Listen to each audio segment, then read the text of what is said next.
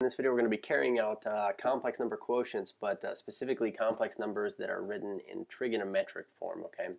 So we do have a theorem to help us carry this out, but we say let there exist two complex numbers, and we'll label these z subscript 1 and subscript 2. So z1 and z2 are these numbers right here, okay, where we have some modulus for each one and some argument for each one. So we have a direction and a distance that these things are going. But if we want to find the quotient of z1 and z2, and now I want to make sure we pay attention to this here, but order matters. We're taking z1 divided by z2. But we would just list the numbers on top of each other. So we say, all right, well, we've got z1, which is that, divided by z2. What this gets across in this video here is that the rule states that if you're going to divide two things that are complex numbers in trig form, just like when you have a product, you can divide their modulus values, and then we can just subtract their argument values. And then the order matters here, so we say the top argument value minus the bottom one's argument value.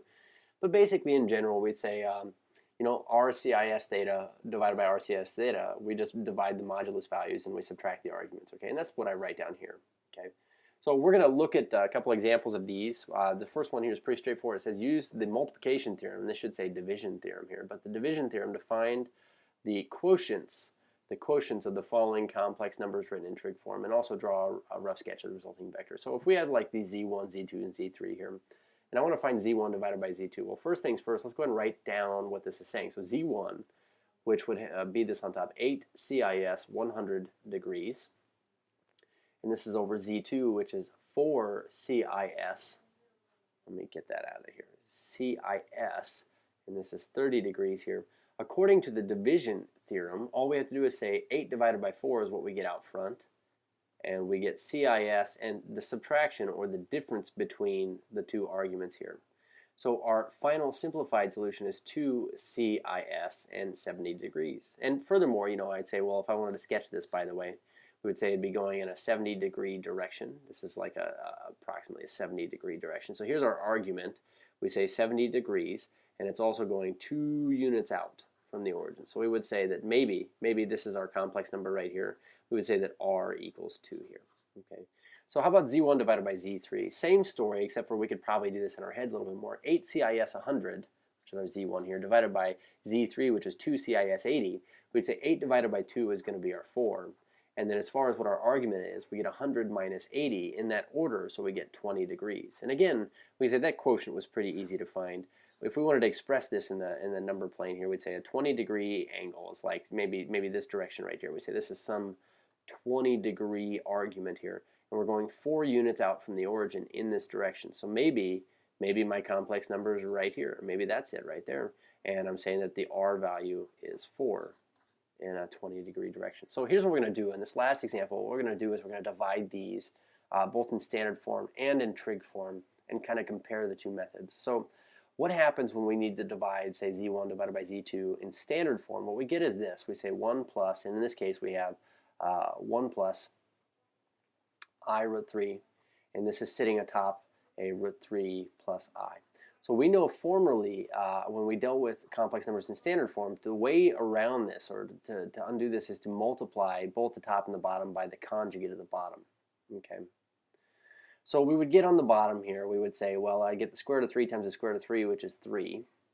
And then I would get minus I root 3, but plus I root 3, so those would cancel. And then I would get minus I squared.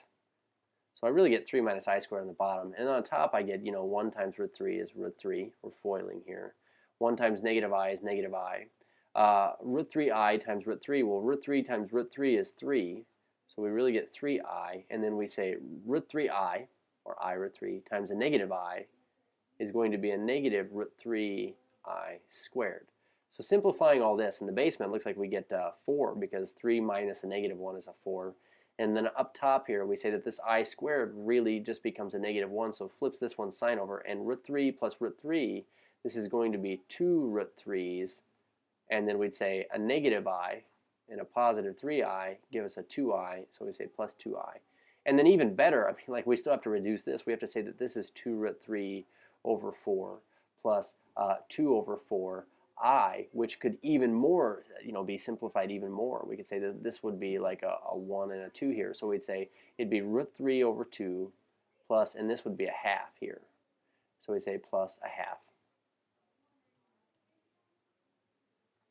I. So now this is doing it the old-fashioned way. What if we wrote both of these original complex numbers in standard form? So we say z1 equals z2 equals, and what I'm going to do is I'm going to just get myself set up. So we say r times the CIS of some argument, and we say r times the CIS of some other argument. And to find these complex numbers in trig form, we're going to have to do a little bit of investigation here, but let's start by graphing them. So we'd say 1 plus root 3i. This would be some number that would go 1 to the right and then like root 3 up, which would be around here. So we'd say here's our complex number in standard form. I need two things from this. I need the argument and I need the r value. So the r value, as far as that goes, we say is the square root of x squared, so in this case 1 squared, plus y squared, which is root 3 squared. So we get the square root of 1 plus 3 is the square root of 4 is equal to 2. So our r value here is 2. So we'd say 2. And then furthermore, we say, what's the argument value? Well, the argument value, we say at least theta hat is going to be the tangent inverse of y over x. And in this case, our y value is root 3,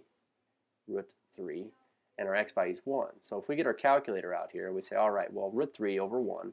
So we say 3, I need the square root of that, not the cube root. So 3, the square root of that, divided by 1. And we're going to do the tangent inverse of this. We get a 60-degree reference angle. So we say if theta hat is 60 degrees, then that would be this part right here. So what's theta? Well, theta itself is actually also 60 degrees. So this first number here is 2 CIS 60. This next one here, let's say we got root 3, plus I. So we would say go right root 3, go up 1, so that'd be about right here. This is our complex number in standard form. It's our vector. We need two things. We need the argument and we need the r value. So now the r value, again, we'd say it'd be the square root of x squared plus y squared. And you could see how this is actually going to give us the square root of 3 plus 1 again, which is the square root of 4, which is 2. So we get our r value up here is 2. And then we say, how about the angle? So we'd say theta hat is the tangent inverse of y over x. And in this case, our y value is 1, our x value is root 3. So I know we did this one earlier, but we could find this again. We'd say root 3 is this. We can memory store this, so memory plus. And then we're going to say 1 divided by my memory recall. 1 divided by memory recall. Okay, let's try this again. So root 3, we add that to the memory. Well, memory cleared, memory plus. There we go. We say 1 divided by memory recall is this. Now that's the inside of this. We need the tangent inverse of this, and we get about a 30-degree reference angle. So we say that the argument here must be 30 degrees because its reference angle is 30 degrees and it terminates in quadrant 1. So this is also 30 degrees. So 30 degrees. So if we're going to now take z1 divided by z2, we would get 2 CIS 60 degrees over 2 CIS 30 degrees. And in this case, we would just get 2 divided by 2, which is 1. And then we would get CIS 60 minus 30, which is 30 degrees. So the only thing I want to do here is I just want to sketch this, what we get for a result here, and see how does this compare to what we would have gotten. So we say, if we done it in standard form, so we say 30 degrees is approximately that angle right there. And we're going 1 unit in that direction. So if I called this our complex number right here, I would say that r is equal to 1. Is this the same thing we got when we did it by hand, which is this value right here?